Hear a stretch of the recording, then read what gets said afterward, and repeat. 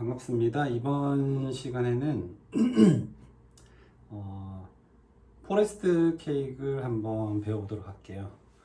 포레스트 케이크는 뭐 약간 이름 자체가 약간 상징성이 있긴 한데 숲이라는 느낌이에요. 숲이라는 느낌이고 케이크 위에 얇은 초콜릿 껍질을 수북하게 쌓아서 만든 케이크여서 이제 숲하고 비슷하다는 느낌에서 이제 포레스트 케이크라고 불렀는데, 보통 이런 포레스트 케이크 같은 경우는 기본 베이스가 되는 재료는 이제 스펀지예요. 제누아즈인데 아무래도 그 일반적인 생크림 케이크 같은 경우는 화이트 제누아즈를 사용하지만 포레스트 케이크 같은 경우는 이제 초코 제누아즈를 사용해요. 그런 차이점이 있고, 크림 같은 경우는 이제 일반적으로 화이트 크림을 이 두 품목 다 사용하긴 했지만, 아무래도 이제 초코 포레스트 같은 경우는 화이트 크림, 화이트 생크림, 일반적인 생크림 외에 그 안에 코카 파우더를 넣어서 약간 초코 맛이 나는 생크림을 넣기도 하고요. 그러니까 어떤 형식으로 됐던 간에 초코 제누아즈의 생크림 그 위에 이제 수북히 초콜릿 가루. 근데 요즘에는 그렇게는 하지는 않고 이제 그냥 초콜릿 크림으로 샌드를 해서 그 위에 이제 여러 가지 데코레이션들을 하는 게 일반적이에요. 그리고 이제 일반적인 저희가 시중에서 접하는 생크림 케이크 같은 경우는 안에 이제 생과일들이 많이 들어가죠. 생과일들이 많이 들어가는데, 이 포레스트 케이크 같은 경우는 생과일 말고 이제 체리가 들어가요. 체리는 체리가 수입되는 시즌에는 생체리를 넣기도 하지만 그렇지 않은 경우에는 일반적으로 이제 캔 체리나 아니면 냉동 체리를 약간 컴포트 형식으로 만들어서 이제 생과일 대신에 사용하는 거죠. 일반적인 생크림 케이크가 화이트 제누아즈에 동물성 생크림, 그리고 신선한 과일, 이 세 가지가 기본 베이스면, 포레스트 케이크는 초코 제누아즈, 동물성 생크림 또는 코카오 파우더가 들어간 생크림, 그리고 체리는 신선한 체리를 쓰거나 아니면 체리캔, 냉동 체리를 졸인 콤포트 형식, 요렇게 두 개가 크게 나뉠 수가 있어요. 포레스트 같은 경우는 약간 크리스마스 시즌에 잘 어울리는 느낌이다 보니 평소에도 많이 판매를 하고는 있지만 크리스마스 시즌에 특히나 더 많이 대중들한테 좀 애용되는 것 같아요. 그런 부분이 있고, 이 첫 번째로 저희가 준비를 해야 될 게 제누아즈를 만들어야 돼요. 제누아즈를 만들어야 되는데, 자, 초코 제누아즈도 마찬가지예요. 기본적인 설탕과 계란, 버터와 중력분 들어가지만, 여기에 이제 코카오 파우더가 들어가요. 코카오 파우더가 들어가는 거 하나 차이. 기본적인 화이트 제누아즈에서 밀가루 양이 조금 줄 거고요. 이제 코카오 파우더가 들어가다 보니까 중력분의 양이 조금 줄어든다는 점. 그 부분 외에는 크게 차이가 있진 않아요. 만드는 과정이나 이런 부분들은 모두가 다 동일하게 들어가고요. 그래서 화이트 제누아즈 만드는 영상을 참고로 한 번 더 올려드릴 거고요. 추가로 만드는 방법 한 번 더 말씀드릴게요. 자, 버터는 녹이기 위해서 먼저 볼에 옮겨 놓고요. 중단을 해서 녹이면 되겠죠. 그리고 이제 설탕과 이제 계란은 거품을 내기 위해서 일정 부분 온도를 올려줘야 한다는 점. 그 부분 기존에 추가로 올린 있는 참고 자료 한번 보시면 될 것 같고요.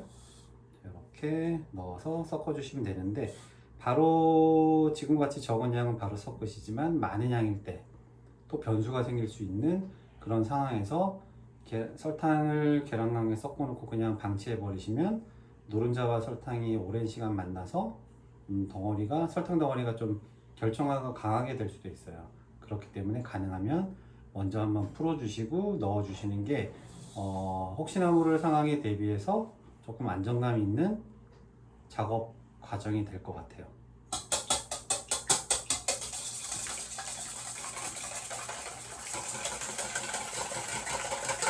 가볍게 한번 풀어 주시고요. 온도 체크하면 설탕은 27도고 계란은 25도 정도예요. 그래서 한 30도 정도까지, 20도 후반에서 30도 정도까지 이 계란과 설탕의 온도를 좀만 더 올려 볼게요. 계란이 풀어졌으면 이제 설탕을 넣고 섞을 거고요.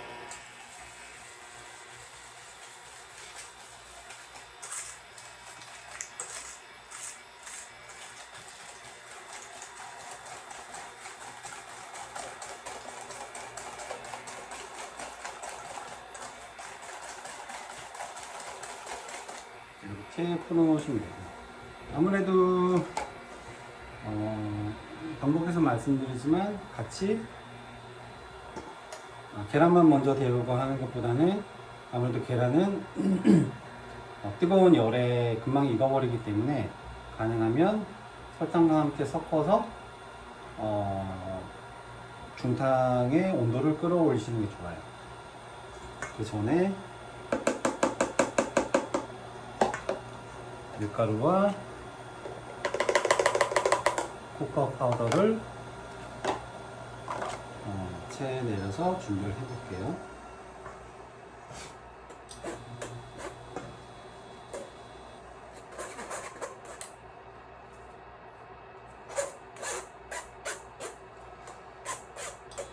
이 체를 내림에 있어서 특히나 이 코코아 파우더 같은 경우는 수분에 굉장히 좀 취약해요. 수분에 굉장히 좀 취약하다 보니까 습기죠.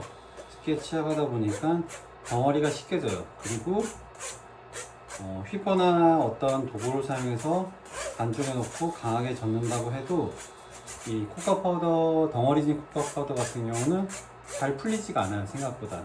그래서 코코아 파우더를 어떤 가루 형태의 코코아 파우더를 어떤 반죽에 넣을 때는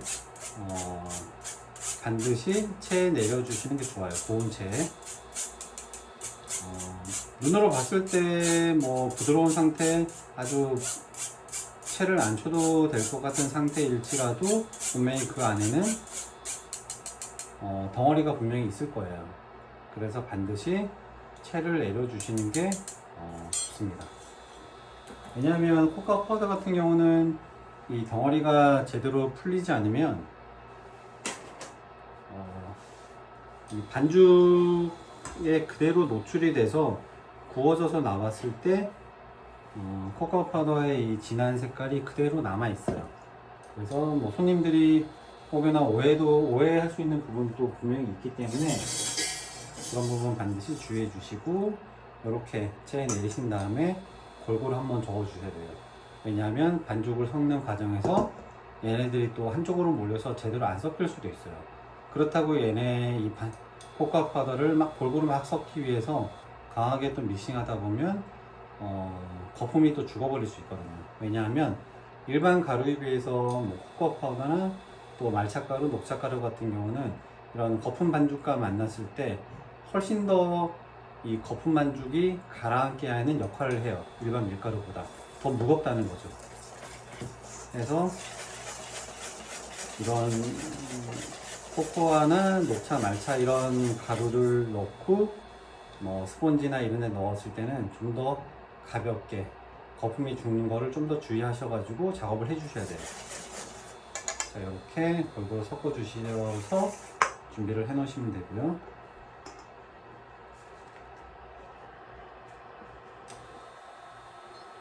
자, 물 끓는 온도를 확인하시고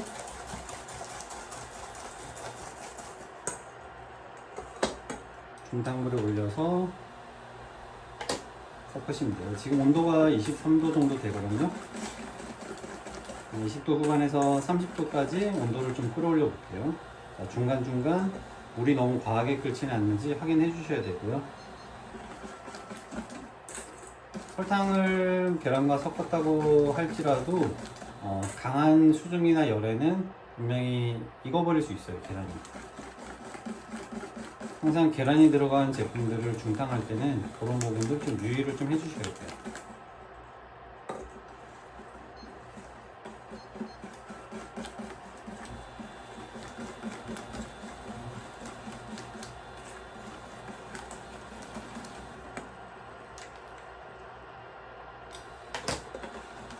조금만 더 올려볼게요.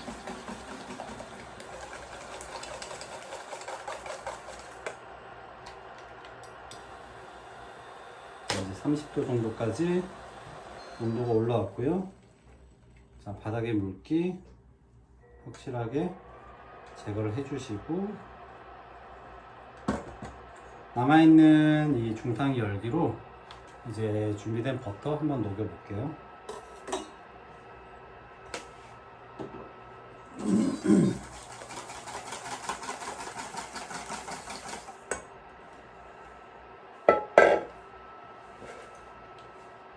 거품기를 사용해서 이제 믹싱을 해볼 텐데요. 거품기를 사용하실 때는 이런 이제 플라스틱 볼을 사용하시는 게 좋아요. 왜냐하면 바닥에 이 거품기가 닿으면서 이런 새로 된 그릇들은 좀 마찰을 하면서 좀 갈릴 수도 있어요. 이게 닳거나 뭐 스크래치가 나거나. 그래서 가능하시면 플라스틱 볼을 사용해서 거품을 만들어 주시는 게 좋아요.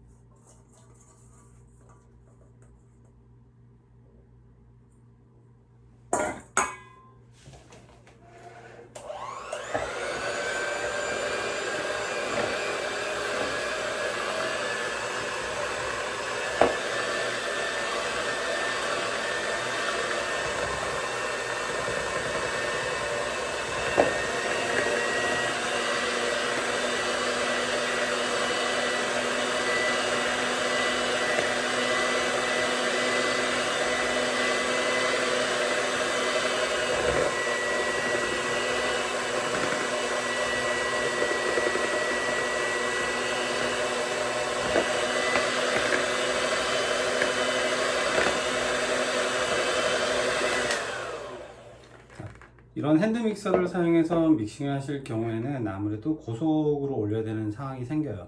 근데 거품이 지금 보시는 것과 같이 좀 많이 생길 수도 있어요. 그럴 때는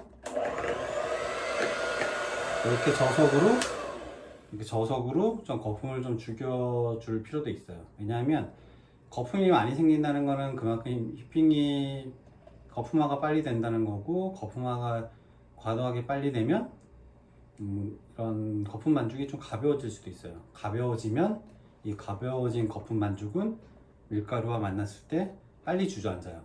특히나 이 코코아 파우더가 들어갔을 때는 일반 화이트 제너아즈보다도 거품이 빨리 가라앉기 때문에 그 부분 유념하셔가지고 이런 속도 조절을 좀 해주셔야 돼요.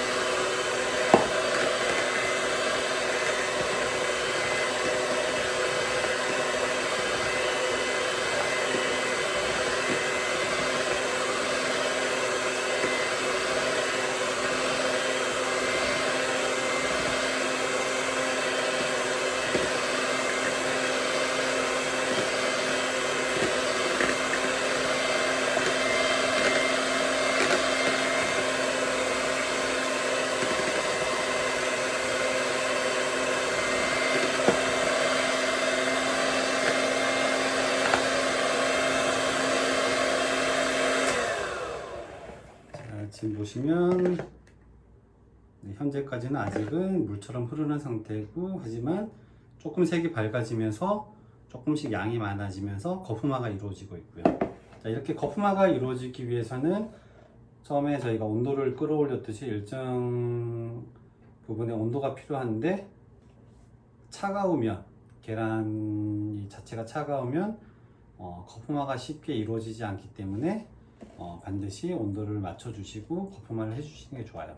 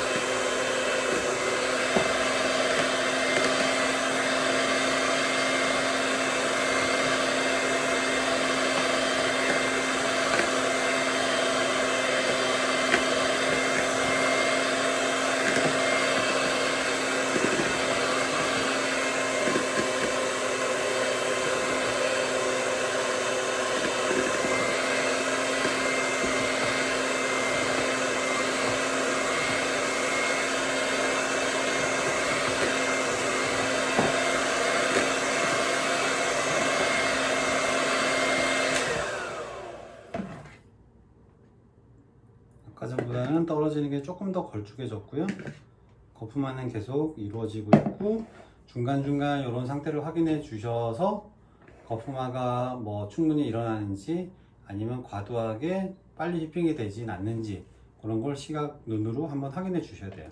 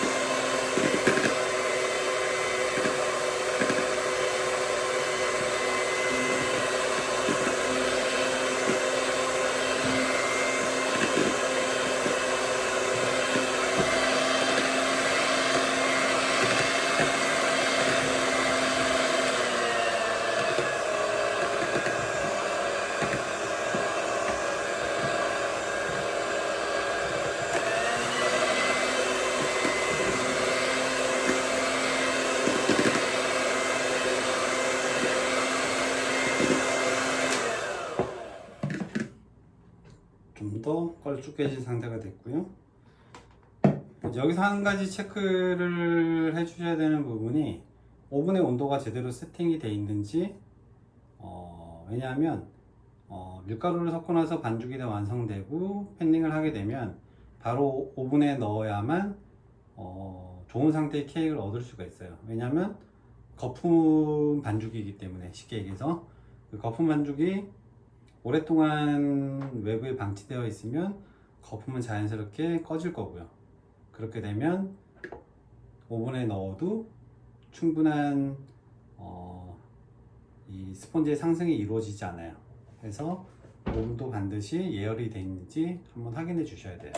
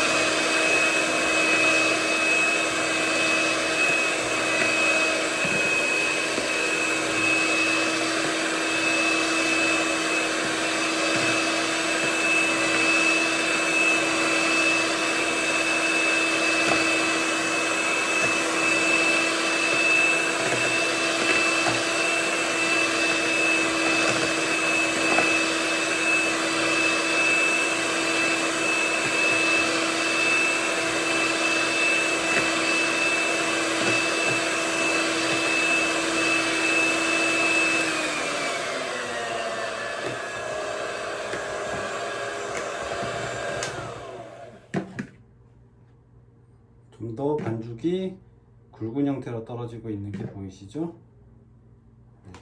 여기서 좀 더 큰 형태로 떨어지는 속도가 좀 줄어들어야 되고, 그 정도 상태까지 휘핑을 좀 더 해주셔야 돼요.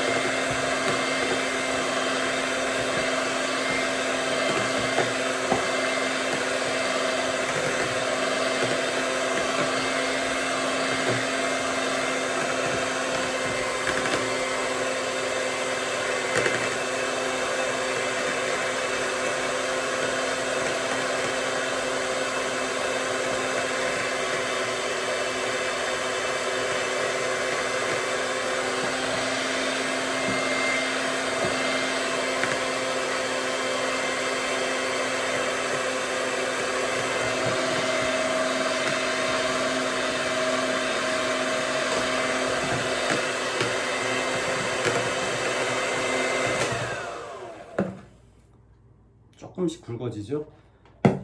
지금처럼 이렇게 정상적인 속도로 거품이 올라오기 위해서는 이 거품되고 있는 반죽의 온도, 물론 저희가 30도 정도까지 세팅을 해놨지만 환경이 차갑다 보면, 주변에 이제 찬 온도이다 보면 믹싱하는 과정에서 반죽의 온도도 급격하게 떨어질 수가 있어요. 그래서 주변의 환경도 충분히 감안하셔가지고 작업을 해 주셔야 되고, 현재 반죽의 온도가 한 27도 정도 나오기 때문에 되게 좋은 것 같아요.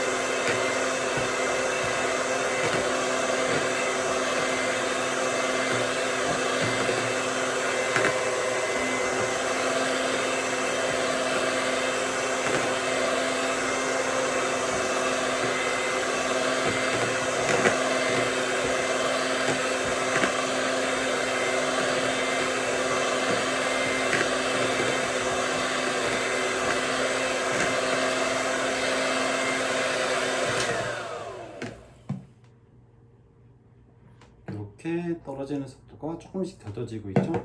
조금만 더 입핑하면 될 것 같아요.